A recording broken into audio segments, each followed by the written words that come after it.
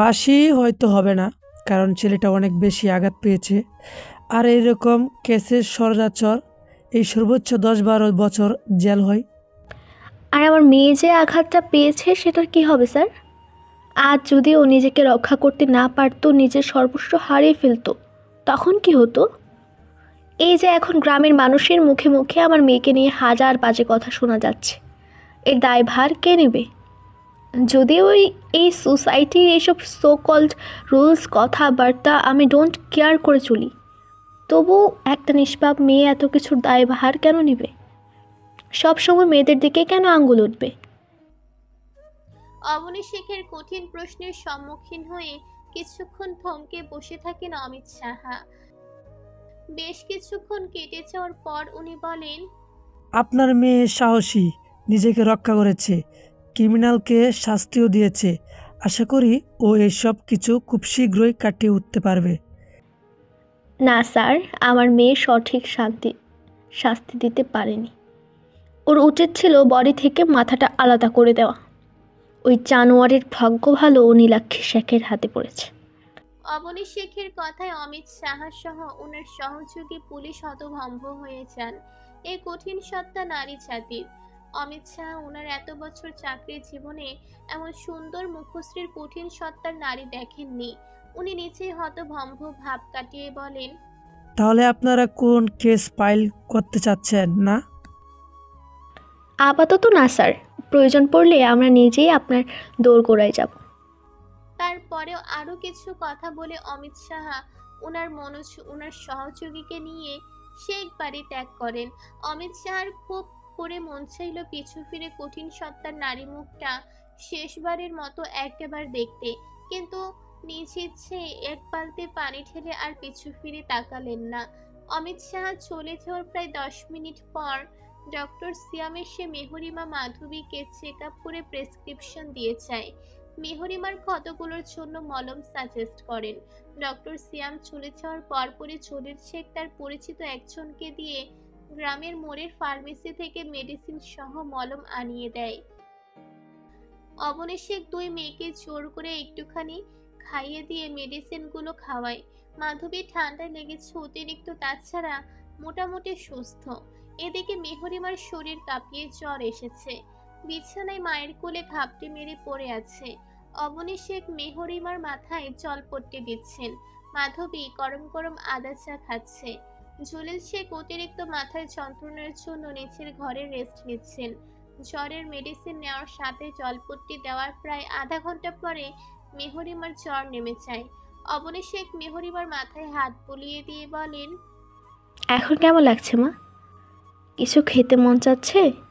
ওদের কথার মাঝে ঘরের সামনে উপস্থিত হয় রিদিত, তাবান, তাইফ, আয়েশা চৌধুরী, আতিয়া চৌধুরী, আজাদ চৌধুরী ও ত্রিধা। ওদের সাথে গ্রামের কাজী সাহেবকে দেখতে অবনী শেখ ঘটনা যা বুঝার বুঝে যায়। রিদিতের দিকে তাকিয়ে অবনী শেখ মুচকে হাসেন। তার বিপরীতে রিদিতের ঠোঁটের কোণে বাঁকা হাসি ফুটে ওঠে। ত্রিধা দৌড়ে এসে মেহরিমার পাশে বসে, মেহরিমার সাথে টুকটাক কথা বলে। বাকিরাও এগিয়ে আসে। সবাইকে রুমে আসতে দেখে অবনী শেখ বেডের সাথে বালিশ রেখে মেহরিমাকে হেলান দিয়ে বসিয়ে দেয়। মেহরিমা মলিন মুখে সবার সাথে খুবই সীমিত কথা বলে। মেহরিমার মনের অবস্থা বুঝতে পেরে ওকে কেউ আর ডিস্টার্ব না করে সবাই ড্রয়িং রুমে চলে যায়। মাধবী অবনীয় শেখকে কাছে সাহায্য করার জন্য রুম থেকে বেরিয়ে যায়। থেকে যায় রীতি, ত্রিধা আর মেহরিমা। রীতি ত্রিধার দিকে তাকাতে ত্রিধাও রুম থেকে চলে যায়। মেহরিমা এসবের কিছুই খেয়াল করেনি। চোখ বন্ধ করে আধশোয়া হয়ে বসে আছে মেহরিমা। চৌধুরী পরিবারের সবাই কেন এসেছে এই প্রশ্নটা মেহরিমার মাথায় একবারের জন্য আসেনি। হৃদিত কয়েক কদম এগিয়েছে মেহরিমার পাশে বসে। আলতো করে মেহরিমার হাত নিতেই মেহরিমা এক ঝটকায় নিচের হাত সরিয়ে নিয়ে আঁতকে উঠে বলে, আমাকে ব্যাড টাচ করবেন না প্লিজ। মেহরিমার কথায় হৃদিতের কপালে সূক্ষ্ম ভাঁজের সৃষ্টি হয়। চোখ দুটো ছোট ছোট করে মেহরিমার দিকে তাকিয়ে থাকে। পরক্ষণের মস্তিষ্ক উপলব্ধি করতে পারে ওর লিটল কিটি গতরাতের ঘটনা নিয়ে এখনো ট্রমার মধ্যে আছে, থাকাটাই স্বাভাবিক। মেহরিমা ভয়ে ভয়ে চোখ খুলে হৃদিতকে দেখতেই থতমত খেয়ে যায়। তাহলে কি হৃদিত ভাই? তৎক্ষণাৎ মেহরিমা নিচের ভুল বুঝতে পেরে বলে। আসলে হৃদিত ভাই, আমি বুঝতে পারিনি। আমি আমি সব মেহরিমা এলোমেলো কথা শেষ করার আগে হৃদিত মুচকি হেসে শান্ত কণ্ঠে আদর মিশিয়ে বলে। হাইপার হওয়ার কিছু নেই জান, আমি বুঝেছি সবটা। Take it easy baby. আমি মাধবী আর ত্রিনাকে তোর রুমে পাঠাচ্ছি। লাগেজের ভেতরে পার্পল কালারের একটা শাড়ি আছে, সেটা পরে রেডি হয়ে নে। সময় 20 মিনিট।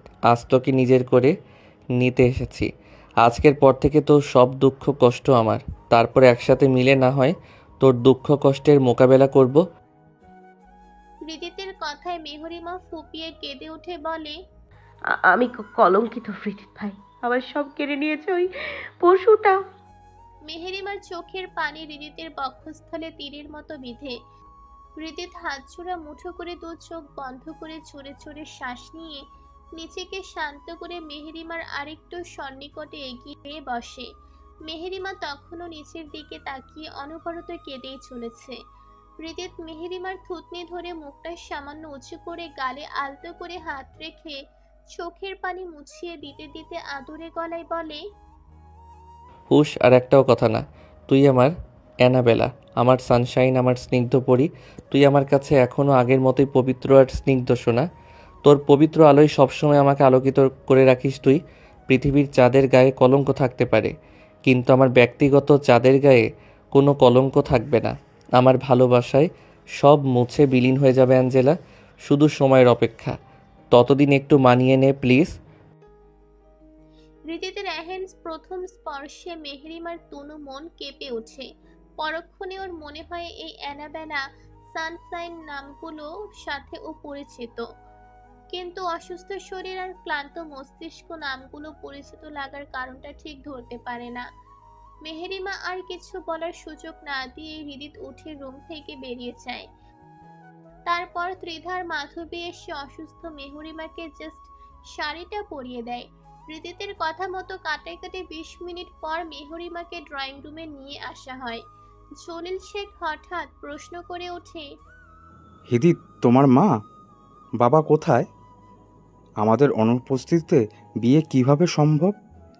কেন বাবা, আপনি আর মা তো আছেনই, আর আমার পুরো পরিবার এখানেই উপস্থিত। এর বাইরে জাস্ট ছোট কাকা আছে, তাছাড়া কেউ নেই। হৃদিতের কথার পরিপ্রেক্ষিতে কেউ আর কিছু বলে না। সব নিয়ম মেনে হৃদিত মেহরিমার বিয়েটা হয়ে যায়। তারপর সবাই মিলে কিছুক্ষণ আড্ডা দিয়ে চৌধুরী পরিবার চৌধুরী ভিলায় ফিরে যায়। হৃদিত অনেকক্ষণ আগেই চলে গেছে তাবান তাইফকে সঙ্গে নিয়ে। মেহরিমাও বিয়ের সব নিয়ম পালন করে তক্ষুনি রুমে এসে শাড়ি পরিবর্তন করে শুয়ে পড়েছে। মেডিসিনের মধ্যে ঘুমের মেডিসিন থাকায় মেহরিমা শুয়ে পড়তে ঘুমের দেশে পাড়ি দেয়। মেহরিমার একবার রাত 7টার সময় ঘুম ভাঙে।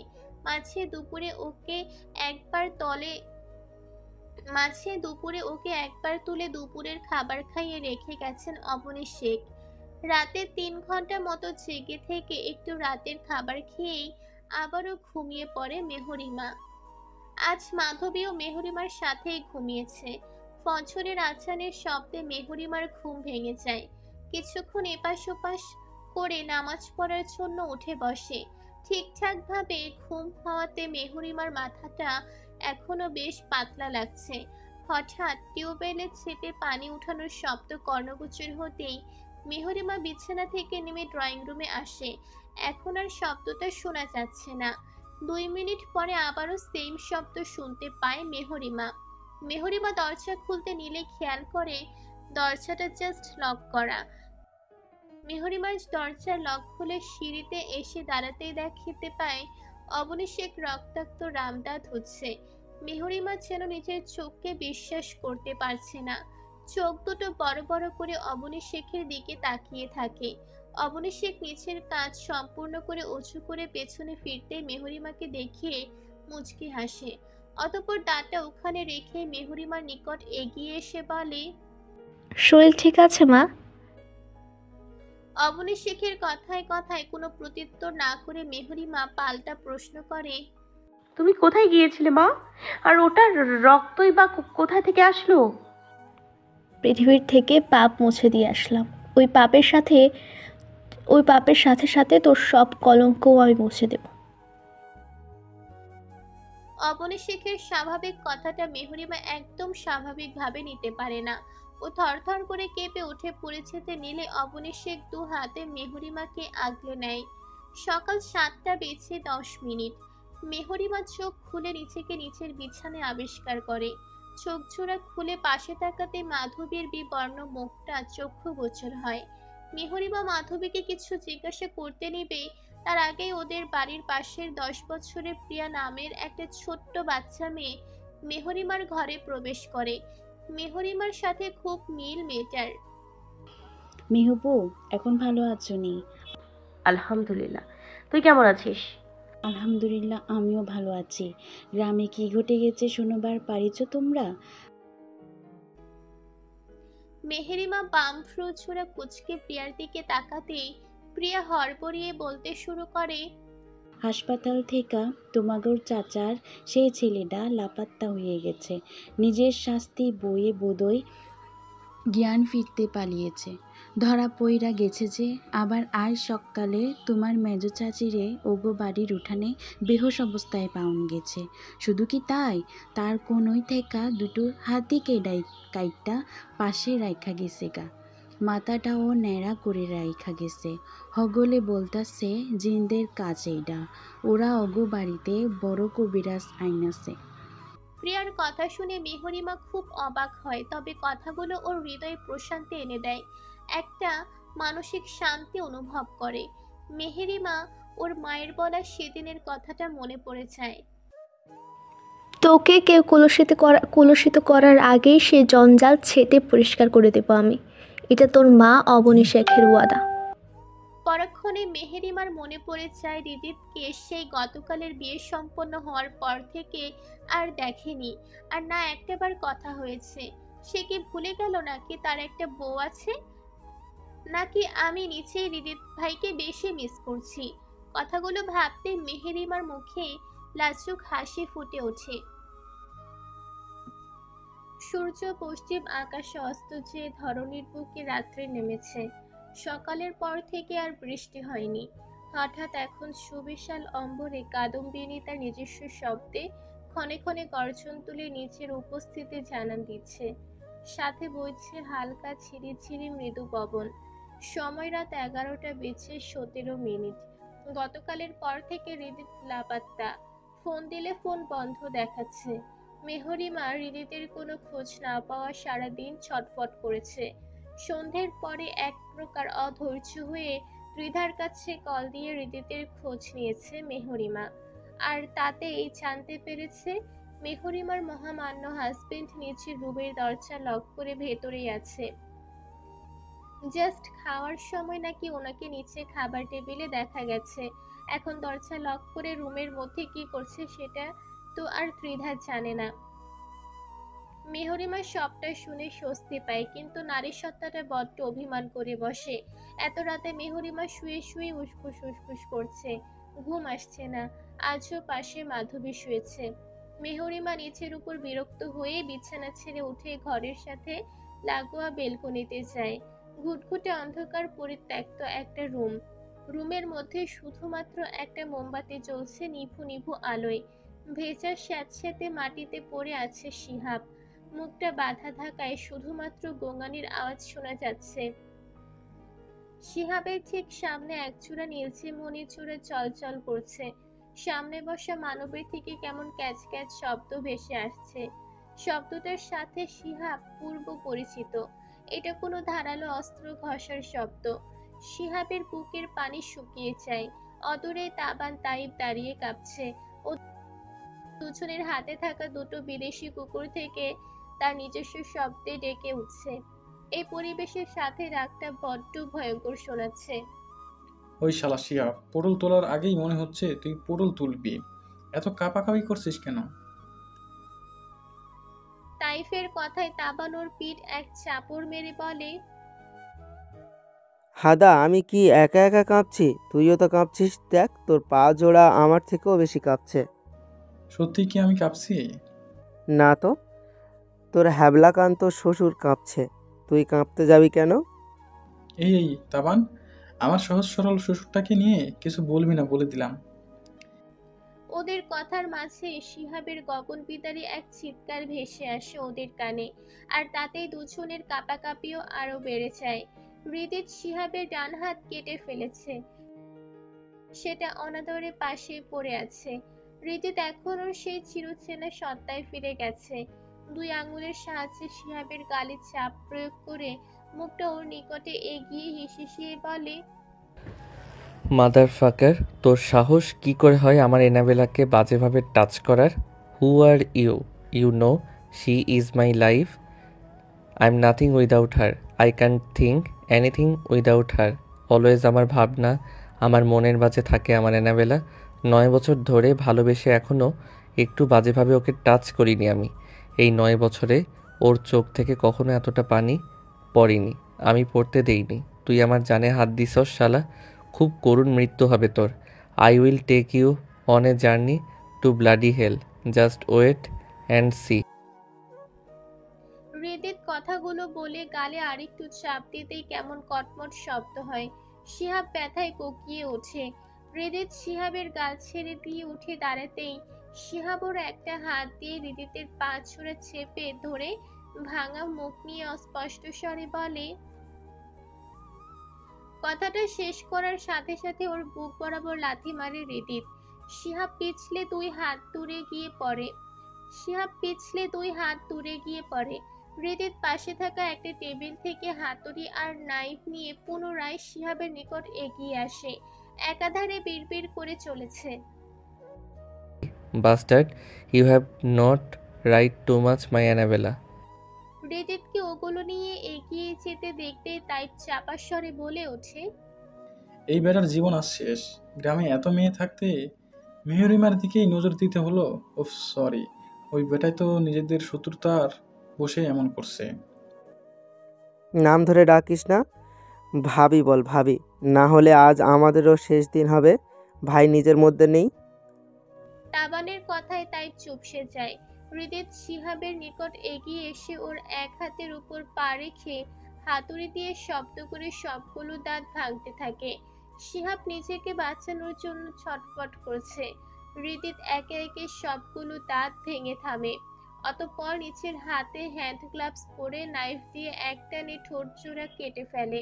হৃদিত তাতেও ক্ষান্ত হয় না, শেষমেশ চিপাটাও কেটে নেয়। শিহাবের চোখ দিয়ে অনবরত পানি পড়তে থাকে। ব্লাডি পিস, তোর ওখানে খুব জোর তাই না? কথাটা বলে হৃদিত আবারও বিড়বিড় করতে করতে টেবিলের নিকট যেয়ে ড্রয়ার থেকে একটা ছোট কাচের বোতল নিয়ে আসে। শিহাবের নিকট এসে একটানে প্যান্টের জিপার খুলে সেই বোতল থেকে তরল পদার্থ ঢেলে দেয়।